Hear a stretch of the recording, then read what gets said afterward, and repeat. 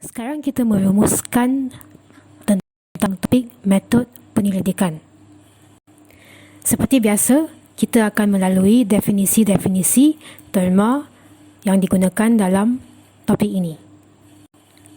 Pertama sekali adalah istilah penyelidikan sendiri yang didefinisikan sebagai mengkaji atau menyiasat sesuatu secara sistematik dan bukan secara rambang. Penyelidikan sosiologikal adalah apabila kita mengkaji atau menyiasat sesuatu fenomena secara sistematik menggunakan teori dan kaedah sosiologi. Manakala data pula adalah maklumat yang dikutip oleh penyelidik.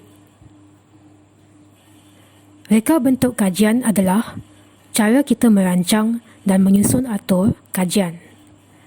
Metod pula adalah alat yang kita gunakan untuk mengutip data.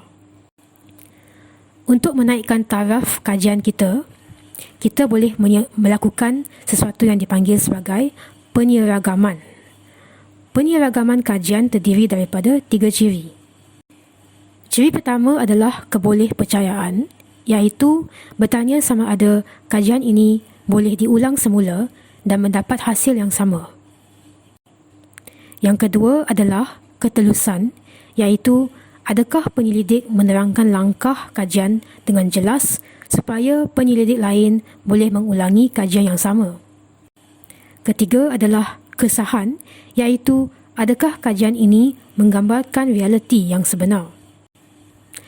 Apabila membincangkan proses kesahan, terdapat juga 3 jenis kesahan, iaitu yang pertama adalah kesahan konstruk yang bertanyakan sama ada adakah pemboleh ubah yang dipilih tepat.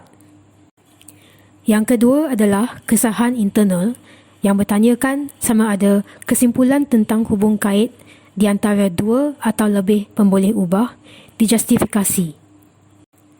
Dan yang ketiga adalah kesahan persekitaran, iaitu adakah kajian ini melambangkan realiti sebenar dunia sosial. Seterusnya, kita membincangkan tentang perancangan dan pilihan teknik kajian. Ini merangkumi 2 perkara, iaitu konsep dan indikator. Konsep didefinisikan sebagai kategori teoretikal yang digunakan untuk menerangkan dunia sosial. Manakala indikator pula adalah alat yang digunakan untuk mengukur konsep. Apabila memilih reka bentuk kajian, terdapat beberapa jenis di sini, iaitu ia boleh dibahagikan kepada jenis deskriptif dan jenis penerangan. Jenis deskriptif adalah apabila kita merangka gambaran yang lebih jelas dan komprehensif tentang cara sesuatu bertindak berdasarkan kajian penerokaan yang lepas.